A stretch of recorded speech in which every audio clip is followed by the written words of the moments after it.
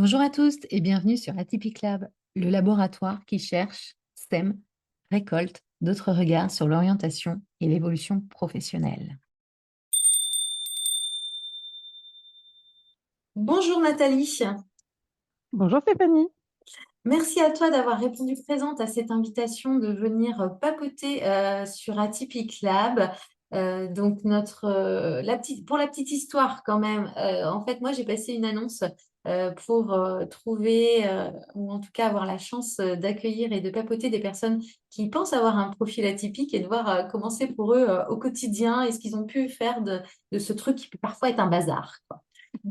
C'est pour ça que Nathalie est là avec moi aujourd'hui. Voilà, donc merci à toi. Merci à toi de me recevoir. On va commencer par la fameuse question. Alors, c'est pas une question en fait, c'est un début de phrase et je vais te laisser la continuer. Tu Ok. fais avec ce qui te vient, hein. Il n'y a pas du tout de challenge là-dessus. Le début de la phrase, c'est je suis une humaine qui. Comment tu pourrais la continuer? Eh bien, je dirais que je suis une humaine qui en fait est très sensible aux autres. Et très sensible, quand je dis aux autres, c'est aussi bien les êtres humains que tout ce qui m'entoure, le vivant. Ouais, voilà, c'est ça. Je pense que ça me définit bien. Ah, alors tout de suite, là, j'ai envie de rebondir sur la sensibilité, forcément. Alors, est-ce que tu peux nous en dire plus, peut-être sur tout ton parcours? Comment tu la vois, cette Hmm. sensibilité? Ben, en fait, je dirais que au départ, je ne l'ai pas forcément ressenti ou écouté.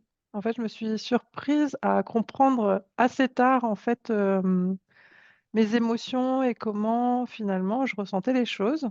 Parce que pour revenir sur mon parcours, en fait, moi j'ai eu un parcours très méthodique, rigoureux. Voilà, j'ai eu des postes par exemple en industrie, en fait, à responsabilité de management et qui demandaient voilà, d'avoir cette facette aussi très rigoureuse. Mais effectivement, les émotions faisaient quand même partie de ma vie. Et je pense que j'essayais certainement de les mettre de côté et sans trop les écouter à ce moment-là. Et en fait, voilà, des fois, il y a des événements de vie qui arrivent et qui, tout à coup, nous ouvrent à un champ, des possibles tout autre. J'ai commencé à comprendre finalement qui j'étais vraiment, que je pouvais aussi, l'affirmer, le vivre. Et depuis ce moment-là, en fait, je me rends compte que je suis de plus en plus alignée, pardon, avec, ce que je veux, ce que je suis. Et effectivement, en fait, pourquoi je disais, sensible, bah, effectivement aux autres, à ce qui m'entoure. Alors, les êtres humains, souvent, effectivement, on me dit, que j'ai cette capacité un peu de médiation parce que, bah, moi, j'adore déjà découvrir les gens, avoir des relations authentiques et me dire au-delà de ce qu'on peut voir au premier abord, j'aime bien aller creuser parce que je me dis: «Il y a certainement des choses très intéressantes, à découvrir» et j'observe beaucoup, ouais, le vivant. Bon, déjà, chez moi, j'ai des animaux. Et j'ai la chance en fait de vivre à proximité de la forêt. Donc c'est aussi un élément dans lequel je vais beaucoup me promener et je regarde en fait vraiment ce qui se passe, les animaux, comment ils interagissent entre eux, comment ils interagissent avec nous et ça m'apprend en fait beaucoup et ça m'apprend aussi sur moi. Et ça fait quoi la sensibilité au quotidien, si tu dois mettre un mot ou, Ah, un seul mot. non, ou des mots plutôt. Enfin, comment tu peux résumer? Hem, Bah, en tout cas déjà je dirais compréhension et aussi, en fait, alors au-delà d'un mot, je me rends compte qu'avec cette sensibilité, il y a des choses que les gens ne disent pas, mais que moi, je décèle, en fait, je vois. Et ceux qui me le disent, après je dis: «Tu te sens comme ça?» ou «Il y a quelque chose qui te traverse?» Les gens font: «Non, non, non» et finalement disent: «Si, c'est la réalité». Donc voilà comment ça s'exprime effectivement, dans le quotidien. Ok, et alors donc dans ton parcours, tu disais avoir eu un parcours linéaire, hein, peut-être somme toute assez classique. Euh, Est-ce que tu veux nous en dire un peu plus pour qu'on puisse Mmh? cerner? Ouais, bah, donc moi, en fait, déjà à la base, j'ai plutôt une formation scientifique. Et ensuite, donc j'ai en fait eu des postes dans des entreprises, un peu de taille différente, que ce soit, des PME ou des grands groupes et j'ai occupé en fait des postes, de qualité, production, logistique, hygiène, sécurité, environnement et amélioration continue. Voilà. Donc aussi avec, en fait, en tout cas, dans le point commun dans toutes ces expériences, c'est un peu en fait, la connexion avec les êtres humains parce que c'est beaucoup de travail transversal. Donc en tout cas, ça s'est beaucoup exprimé. Enfin, c'est quelque chose que j'ai découvert, finalement tôt, que je ne, présentais pas. Lors d'un premier stage, je me suis rendu compte que finalement j'aimais ça, être au contact, des gens alors que j'étais plutôt voilà, timide ou peut-être réservée quand j'étais plus jeune et que j'aimais en fait mettre en mouvement bah, voilà, les collectifs et en fait me rendre compte qu'on a tous notre unicité, mais qu'ensemble on pouvait faire de belles choses. Et donc c'est comment bah, réussir à faire s'exprimer bah, les singularités de chacun pour dire mais si vous pouvez. Et en fait ensemble on peut se respecter, s'écouter et faire et aller vers un objectif. Et donc, je pense qu'aussi, c'est ce qui m'a aidé dans ces, comme tu disais, peut-être ce parcours un peu linéaire ou dans ces postes, en tout cas, où je travaillais beaucoup avec des collaborateurs, parce que j'avais certainement cette sensibilité sur laquelle, à ce moment-là, je n'avais pas forcément mis le doigt, mais de comprendre, en fait, et de me dire, mais si on peut avoir une harmonie, simplement si on crée un cadre où tous on va s'écouter, se respecter et voilà, bien émettre, en fait, les règles pour les uns les autres. Donc voilà, donc c'était, si ce n'est assez, on peut penser linéaire, mais finalement peut-être pas tant. Je suis d'accord avec toi, c'est quand on creuse un peu, qu'on prend du recul aussi de la hauteur, on se dit, mais finalement, tout au long de mes expériences, il y a des choses qui sont exprimées. Et je dirais que sur la fin de cette partie un peu linéaire, j'ai pu exprimer un peu plus en fait qui j'étais, comment j'avais envie de le faire, parce que j'ai un manager qui m'a fait confiance et qui m'a aussi dit à la fin de notre collaboration, en disant, «Bah, Nathalie, tu nous as apporté beaucoup de fraîcheur dans le service». Et en fait, c'était du coup réciproque parce que je me suis dit, j'ai eu l'écosystème qui m'a permis de pouvoir en fait bah, poser ma personnalité en respectant les autres et que finalement, on pouvait aussi des fois faire autrement et que ça marchait tout aussi bien. Et alors, à un moment, il y a un point de bascule. Il y Oui, a- ouais, à un moment, il y a un point de bascule, un accident de vie qui fait que je me posais déjà pas mal de questions avant.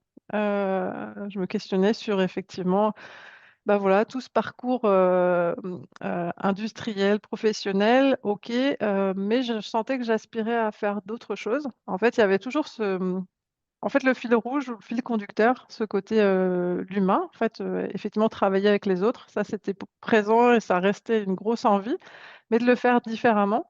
Et donc, cet accident de vie, bah, en fait, m'oblige à réfléchir, parce qu'à un moment donné, effectivement, on se dit, bah, est-ce que je continue comme ça et je vais définitivement dans le mur, ou est-ce que finalement, je prends un peu de hauteur, de recul et je verrai pas les choses différemment. Et donc, suite à ça, c'est là où, en fait, j'ai découvert la facilitation graphique, puisqu'aujourd'hui, c'est notamment une des parties de mon activité. Et c'était une très bonne amie à moi qui me connaissait dans le milieu professionnel, qui m'a en fait mis une petite graine dans la tête en me disant, est-ce que tu connais ça? À l'époque, je ne connaissais pas du tout. Donc, moi, curieuse comme je suis, j'ai tout de suite plongé dedans. Et je suis allée à la rencontre en fait de gens qui faisaient ça. Et je me suis dit, ah oui, ça me ressemble. En fait, aussi dans le côté les pairs, c'est-à-dire les pairs PIRS, les gens qui faisaient cette pratique, qui étaient beaucoup dans le partage, beaucoup dans on peut se développer les uns les autres. Et du coup, c'était une approche que j'avais pas forcément toujours connue dans des expériences précédentes. Et je me suis dit, tiens, là, je me sens à ma place. Je peux vraiment être tout entière, m'exprimer telle que je suis. Et donc, ça m'a donné envie, voilà, d'aller creuser cette pratique. Et donc, on va dire, le chemin de la reconversion était en route. Et ce chemin, tu as été accompagné pendant cette période. Il y a toujours, alors il y a le point de bascule là, puis après il y a une période quand même souvent de questionnement, de flou, avant que l'idée, la petite Mm. graine, elle commence à pousser, à prendre forme. Est-ce que tu as été accompagné là? Comment tu as fait? Alors, je dirais non, pas exactement. J'ai été accompagnée plutôt par mon entourage. Donc, cette amie dont je parlais, qui a mis cette petite graine, c'est quelqu'un qui, à chaque fois qu'on s'est rencontrés pendant ces périodes-là, avait toujours, on échangeait, et à la fin, je repartais qu'une question. Et en fait, cette question était toujours très pertinente puisqu'elle me permettait de maturer, de me dire, OK, bah, qu'est-ce qu'il y a derrière cette question? Et sinon, après, je dirais que j'ai fait mon cheminement un petit peu seule, en écoutant effectivement parfois des podcasts, en lisant des livres. Mais j'ai pas eu un accompagnement, dirons-nous, au long cours. Et c'est plutôt voilà, des inspirations ou ces relations en fait, authentiques que je pouvais nouer qui m'inspiraient et qui m'aidaient à prendre de la hauteur, qui m'ont permis voilà, de cheminer, de me confronter aussi, de me dire bah, allez, maintenant, vas-y, lance-toi, montre de quoi tu es capable. Et voilà, je crois que les choses se sont faites petit à petit. Alors, et je te rejoindrai là-dessus, effectivement, avec forcément quand même des périodes de doute, parce qu'au départ, surtout quand on se reconvertit, on repart alors on pense repartir de zéro, parce que souvent c'est ça, je pense le côté, le côté où on se trompe, c'est que finalement on s'appuie sur tout ce qu'on a fait avant, mais on veut pas le voir, on veut pas le croire, et puis on a, à ce moment-là, des fois on veut jeter le bébé avec l'eau du bain, C'est ça, en c'est ça. disant tout ce que j'ai fait avant, surtout je veux pas en entendre parler. Ouais. Et donc, voilà, ce chemin faisant, en tout cas, je me suis rendu compte là, je dirais assez récemment, il y a peut-être 1 an, que tout le parcours que j'avais fait avant, en fait, me servait aujourd'hui dans ce que je proposais. Parce que je peux m'appuyer sur ces expériences-là, sur ces forces-là, avec aussi des outils différents. Mais il faut, ouais, je pense que chacun, on a des cheminements différents, à des vitesses différentes. Et c'est après, voilà, la réponse est dans le futur. Et on se dit, ah oui, non, mais non, non, le bain et le bébé, on peut le garder. Mais en tout cas, en fait, on le garde et on le transforme, on le fait évoluer. Il faut pas oublier ça finalement. C'est ce qui fait ce qu'on est. Voilà, c'est notre histoire. Et alors, tout ça, là, ça fait combien de temps si on essaye de dater pour voir Eh l'évolution? bien, ouais, l'évolution, du coup, cet accident de vie, c'est 2019. Après, j'ai une grosse année où voilà, je dois absolument me reposer parce que physiquement, je suis pas en capacité, voilà, j'allais dire, de remonter sur le cheval. Et puis tout ce travail aussi aussi prendre conscience en fait de ce qui m'est arrivé. Moi, j'ai pas pensé que c'était grave parce que comme je suis assez cartésienne, voilà, eh ben, les médecins me l'ont dit après.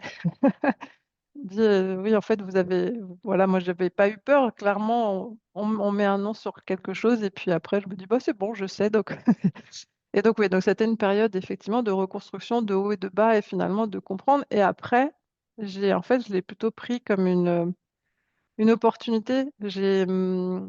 En fait, je me suis vraiment dit, mais au bout de ça, j'ai beaucoup de chance. Je suis toujours là dans ce monde. Donc maintenant, qu'est-ce que tu veux faire en ce monde? Quelle est l'empreinte que tu veux laisser? Quel sens tu veux donner aussi à ta vie? Donc voilà, donc 2019, ceci arrive. Une grosse année, effectivement, pour aussi commencer à se remettre sur pied physiquement et puis aussi un peu mentalement. Et à ce moment-là, en fait, j'ai un ancien manager qui fait appel à moi pour aussi mes nouvelles compétences, voilà, mais, parce que c'est à ce moment-là que je vais commencer à me lancer dans la facilitation graphique pour en fait accompagner un projet de transformation technologique et organisationnelle. Et donc, bah, j'y vais parce que je me dis, bah, après tout, on veut bien me faire confiance avec de nouvelles choses. Et c'était une expérience extrêmement enrichissante, intéressante. Et de voir, en fait, je me suis dit, mais oui, on peut faire les choses de façon innovante et on peut me laisser la place, on peut me laisser l'opportunité de le faire. Et donc, voilà. Et après, donc, je me suis lancée du coup à mon compte sur cette activité en 2021. Donc maintenant, ça va faire bah, bientôt 3 ans. Voilà, la date Ouais. anniversaire est passée il n'y a pas très longtemps. Super. Donc voilà le cheminement depuis 2019. Et se lancer justement en indépendant, parce que tu Mm. avais un profil de salariat avant, Oui, comment ça a été ça? alors c'est quelque chose auquel je n'avais jamais pensé avant. Ça a été une grosse surprise pour moi. En fait, comment ça s'est fait? Ça s'est fait en 2 étapes parce que lors de en fait, de cet appel de cet ancien manager, au départ, ça devait être un contrat à durée déterminée puisque c'était un projet temporaire. Et puis finalement, ça ne se fait pas comme ça.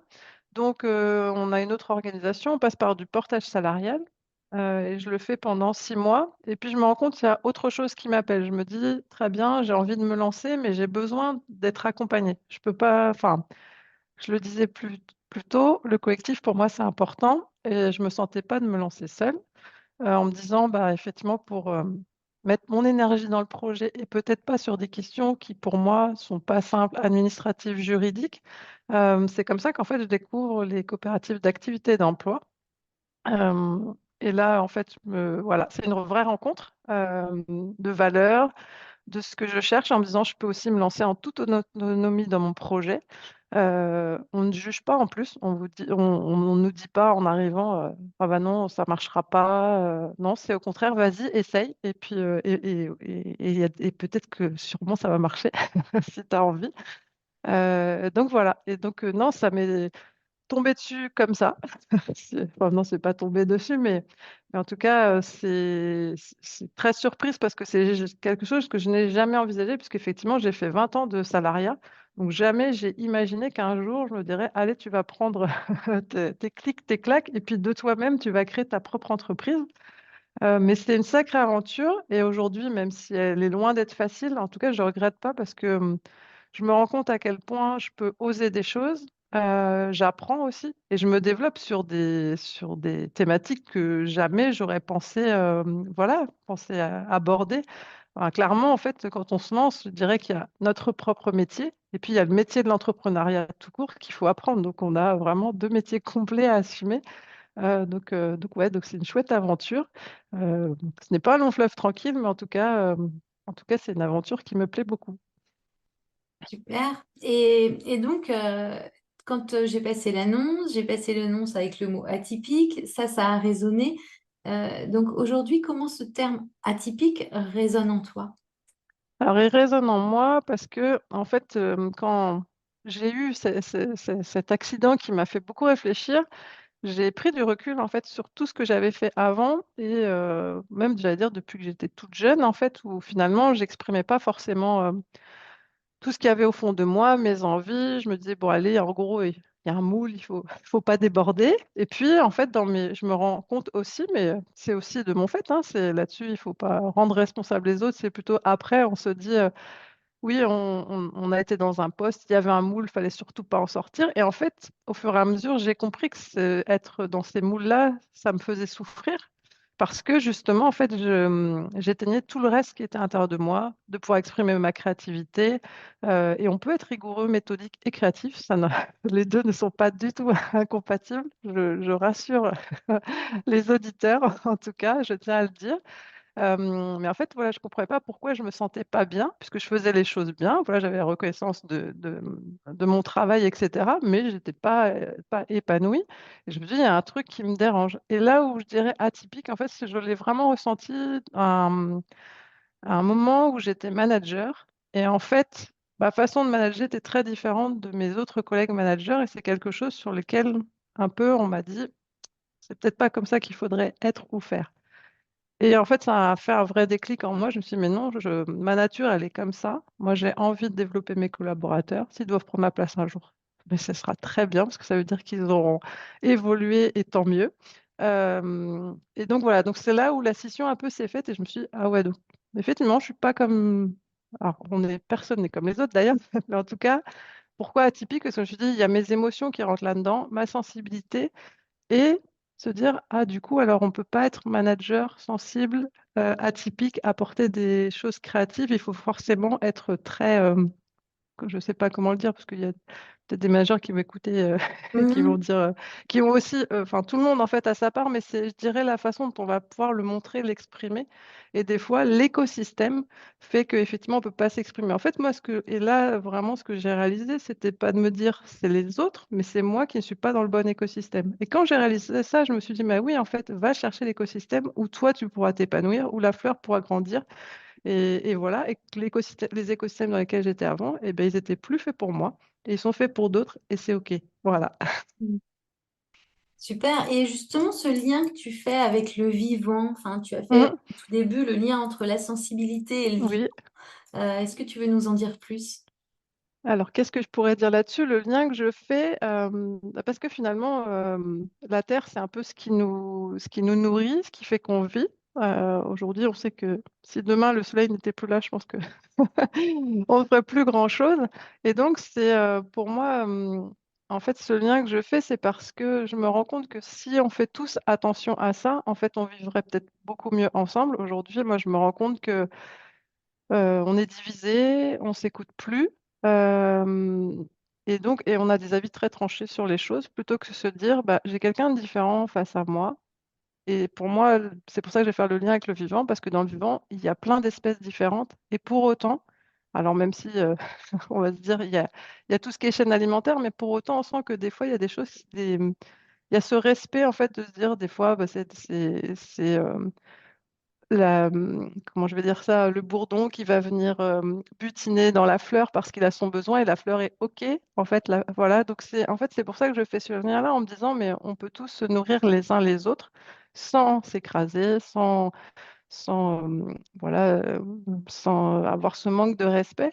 Et donc, moi, je me dis aujourd'hui, dans ce que je fais, c'est aussi ce que j'ai envie de porter, c'est-à-dire que dans les projets que j'ai envie d'accompagner, c'est vraiment qu'il y ait ce sens, en fait. Déjà, le sens du projet, et puis le sens que ça va faire aussi pour moi, pour me dire, je vais vraiment être au service de ce projet-là, et tous ensemble, en fait, on va aller dans la même direction, et peut-être qu'on verra que sur le chemin, bah, il y a des petites embûches, parce que la nature a bien voulu les mettre, et il y a sûrement une raison, mais comment ensemble, et bah, du coup, on va passer ces embûches en faisant attention. Alors peut-être si c'était la pierre, elle est là, peut-être que c'est pas la pierre qu'il faut déplacer, mais il faut trouver une autre façon en fait de passer ce chemin un peu encombré. Hmm. Super, c'est très très inspirant ce que tu partages, merci. Là, j'ai envie de... Tu évoques donc l'atypisme, la sensibilité, le vivant, la facilitation graphique. Donc, Hmm. tout ça, en fait, toutes tes spécificités et singularités, j'ai envie de dire comment est-ce que... Alors, peut-être tu les as apprivoisées pour pouvoir derrière les mettre au service du collectif. Oui, certainement, parce qu'effectivement, il faut s'apprivoiser soi-même. Et en fait, je crois qu'à chaque fois, c'est des phases de découverte. Alors moi, j'ai aussi ce côté, comme je suis très curieuse, j'aime beaucoup apprendre. Quand il y a des nouvelles choses, effectivement, il y a beaucoup d'ébullition, et c'est de se dire, OK, maintenant, le cheval qui se cabre, OK, il y a la foule qui est là. Bah, comment je fais pour, OK, très bien, on y va, mais on peut peut-être y aller plutôt en douceur. Alors, plus, j'ai plutôt, c'est quand même, je dirais, cette typologie d'avoir cette douceur tout en me disant il y a des objectifs, parce que souvent, effectivement, c'est ce qu'on me renvoie, et que je me dis oui, on peut en fait. Et donc, moi, j'ai effectivement appris à apprivoiser ces nouvelles comment dire, appétences chez moi. Et après, se dire, wouhou, ça bouillonne, et maintenant, il faut que ça jaillisse. Et une fois que ça jaillit, OK, du coup, un peu de hauteur, en douceur, qu'est-ce qu'on en fait et comment, voilà, on met tout ça un petit peu ensemble voilà, pour avancer. J'adore cette notion de douceur parce que souvent on est dans une société où il faut aller vite, où tout doit Mm, aller hyper vite et oui, remettre de la douceur dans le processus, ça fait aussi beaucoup de bien. c'est ça, et que ralentir, en fait, c'est pas aller moins vite. Parce que Non, souvent, de ralentir, après, on ira pas forcément plus vite, mais on ira plus loin et ce sera plus durable. oui, c'est ça. Et aussi, j'ai l'impression que moi, quand je ralentis, après, je vais direct à l'objectif. Donc, c'est ce Mm, qui peut peut-être sembler enfin, avoir un sentiment de vitesse. Je peux me oui, dire, alors, oui, c'est pas aller mm, plus vite, c'est juste que je vais à l'essentiel c'est et ça. juste là où il faut et je fais pas de contournement ou de Mm. papillonnage à droite à gauche, quoi. Ouais, ça va être ça. Et donc, tu as évoqué faire de la facilitation graphique. Tu fais d'autres choses ou pas? Est-ce que tu veux nous parler un peu de ton activité? Oui, eh ben moi, donc, en fait, donc, sur le plan de la facilitation graphique, j'y vois trois axes, en fait. Il y a le dessiner pour soi. L'idée, en fait, c'est d'apprendre à structurer sa pensée, ses idées, en s'appuyant sur le dessin. Et puis aussi, bah, réapprivoiser un petit peu le dessin que souvent on oublie assez vite.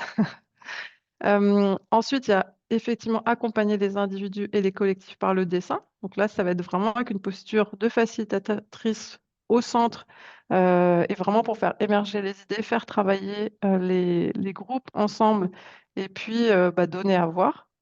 Parce que moi, je me suis aussi rendu compte que dans ces types d'accompagnement, bah, le dessin déclenche des conversations profondes et impactantes, plus que parfois des mots, parce qu'on n'est pas tous, enfin, j'allais dire égaux, on n'a pas tous en fait la même sensibilité en fonction des sujets. Et aussi, je fais des infographies dessinées pour vulgariser des sujets complexes. Et c'est là où je dis ça fait le lien avec mon parcours. C'est que justement, comme j'ai un parcours scientifique, industriel, ça me permet bah, de comprendre ces sujets et de pouvoir les vulgariser pour les rendre accessibles au plus grand nombre. Et je m'appuie aussi pour ces accompagnements, en fait, sur toute la partie conduite du changement que j'ai pu faire notamment dans mes dernières expériences, qui me permettent voilà, de prendre cette hauteur, d'avoir l'écoute, de pouvoir aussi, eh bien, je dirais, emmener les groupes ensemble vers un objectif commun. Donc voilà aujourd'hui, effectivement, où j'en suis, et avec aussi la grosse volonté, en tout cas, d'accompagner des projets qui font sens, et notamment tout ce qui est autour de l'inclusion et de la biodiversité. C'est top, c'est super inspirant, la facilitation graphique. Enfin, j'ai eu l'occasion de le toucher un petit peu et de voir aussi des projets menés avec cette approche.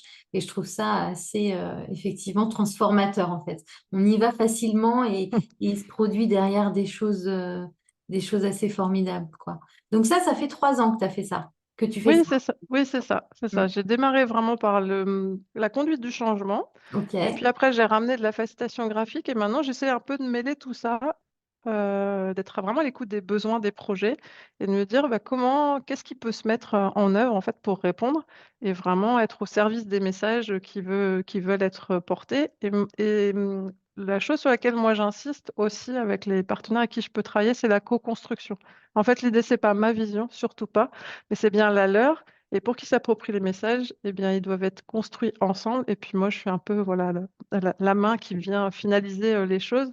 Et puis peut-être un peu la petite créatrice de déclic au passage. Mais voilà, mais c'est bien un travail ensemble et c'est pas simplement voilà, le travail de ma main au service du message mais bien, je dirais, mais bien l'implication en fait des acteurs dans ce message et après on le donne à voir en fait avec la facilitation graphique. Mais c'est vraiment un processus complet et pas, je vais mettre des guillemets, simplement un dessin. Ouais, c'est Voilà. ça. Oui. C'est intéressant cette notion de processus dans tout, en fait. On entend bien que dans tout ton parcours, en fait, c'est un Mm, processus. C'est pas c'est juste vrai. là comme ça tout de suite maintenant tu crées ton truc. Non, il y a tout Mm, un chemin, un cheminement qui s'est opéré pour en arriver à peut-être l'éclosion de la fleur justement dont mm. tu parlais tout à l'heure. Mm. Et là, tu as l'impression justement d'être en complète, entre guillemets. Oui, en tout cas, en fait, je pense que c'est vraiment ce côté aligné. On est tous souvent à la recherche ça, de son propre alignement, on en parle beaucoup. Il y a quelque temps, j'avais entendu un podcast comme ça d'une femme très inspirante qui disait, en fait, plus on est aligné, plus on a des chances d'être épanoui, parce que finalement, on est en accord avec soi-même. Et j'en reviens à ce que je disais tout à l'heure, quand j'étais pas dans les bons écosystèmes, et parce que c'était aussi mes choix, mais que j'avais pas compris à l'époque je pouvais pas être alignée et épanouie. Une fois que j'ai compris ça, je me suis dit, bah, va effectivement à la recherche de ces écosystèmes-là pour être bien. Et voilà. Et donc, effectivement, je pense que je chemine en tout cas vers beaucoup plus d'alignement que je ne pouvais l'avoir plus tôt dans ma vie. C'est intéressant ça, parce qu'on a aussi très souvent le discours de ben oui, mais il faut manger ou ben, même payer les factures, les crédits, j'en passe et des meilleurs. Et pour le coup, ben non, je peux pas faire ces changements, je peux pas aller vers Mm. ces fameux écosystèmes dont tu parles qui pourraient me faire rêver, mais j'ose pas, quoi, tu vois. Mm. Et qu'est-ce que tu pourrais répondre à ce type de remarques ou de positionnement? Eh ben, en fait, de toute façon, je pense que ça fait partie de nos croyances limitantes qu'on a tous, et elles sont toutes différentes. Moi, je les ai longtemps eues aussi, et c'est bien que tu le mettes sur le tapis, parce que l'argent, typiquement, en fait, cette réflexion déjà un peu de changer. Je l'avais vu beaucoup plus tôt avant que mon accident de vie en 2019, mais je pense que j'étais pas prête. Et notamment pour cette question-là, pour cette question d'argent. Et pourtant, à cette époque-là, j'avais moins de charges, etc. Mais voilà, je pense que la vie aussi vient nous apporter bah, ces éléments pour nous amener d'autres réponses. Mais il faut, ce que je dirais, en fait, je vais nuancer parce qu'il faut, en gros, il faut pas être complètement, comment je vais dire ça? Dénué de sens, c'est un point qu'il faut prendre en considération. Malgré tout, on vit dans un monde où on a un peu besoin d'argent pour vivre, donc ça, il faut le prendre en considération. Cependant, ça ne doit pas être un frein total. Alors j'entends déjà, c'est normal parce que on se dit, mais oui, mais peut-être si je suis parent, je sais pas, de 3 enfants, que là, les études arrivent, etc. On est bien d'accord, c'est à prendre en considération. Je ne dis surtout pas, jetez-vous dans le vide après, vous verrez, ah, vous êtes Ouais, fait mal. c'est Donc ça. non, ça c'est clair, il ne faut surtout pas l'éluder. Mais une fois qu'il est traité, et ça c'est à chacun de voir comment le traiter, alors dans ce cas, il faut se laisser voilà, les portes s'ouvrir devant nous. Ce que je vais dire aussi, ce qui est important, c'est l'entourage. En fait, bon, déjà, on doit être son propre, son meilleur fan, c'est-à-dire son meilleur supporter, parce que ces messages, je dirais, négatifs ou qui vont impacter dans le mauvais sens, c'est nous d'abord qui vont nous les envoyer. Et après, l'entourage proche, effectivement, c'est quelque chose qui est important puisque c'est voilà, cet entourage aussi qui va de temps en temps pouvoir nous dire: «Mais si, tu es sur la bonne voie, continue», parce qu'ils voient aussi ces transformations. Se dire: «Je te vois heureux ou heureuse dans ta vie», plutôt qu'avant. Donc et après, c'est aussi de se dire, je me lance pour moi, typiquement, c'était ça, j'ai dit: «Je veux pas avoir de regrets». Donc je me suis dit: «Même si dans 3 ans, je dois m'arrêter pour X raisons, je l'aurais fait et je pourrais pas me dire: "Ah oui, mais toute ma vie si j'avais essayé"». C'est cette capacité de rebond aussi qu'il faut avoir. Moi, je sais que c'est quelque chose que j'ai effectivement, j'imagine qu'avec toute mon histoire, j'ai eu, tout au long de ma vie, besoin de rebondir et donc je sais que si à un moment donné, devant moi, tout à coup, il fallait que j'arrête et ben je rebondirai parce que je me dis: «Bah, c'est OK, mais tu as pas de regrets parce que tu as fait ce que tu voulais faire». Hmm. Merci Nathalie pour tous Avec ces plaisir. échanges. Peut-être où est-ce qu'on peut te retrouver? Oui, alors moi, j'ai un site internet qui s'appelle, tout simplement, donc nataliebernard.fr et je suis aussi sur LinkedIn. Donc voilà, Nathalie Bernard, facilitatrice graphique. Super, merci à toi pour toutes ces réflexions, ces partages de ton parcours qui me semblent en tout cas pour moi très inspirants. Donc j'espère que pour vous, ça sera la même chose.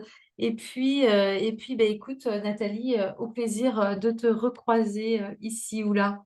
Bah, merci beaucoup Stéphanie parce que c'était vraiment une très belle, discussion qu'on a eue toutes les 2 et ça permet, voilà, aussi de reprendre un peu de hauteur sur tout ça. Donc C'est merci ça. Stéphanie. Merci, à bientôt. À bientôt.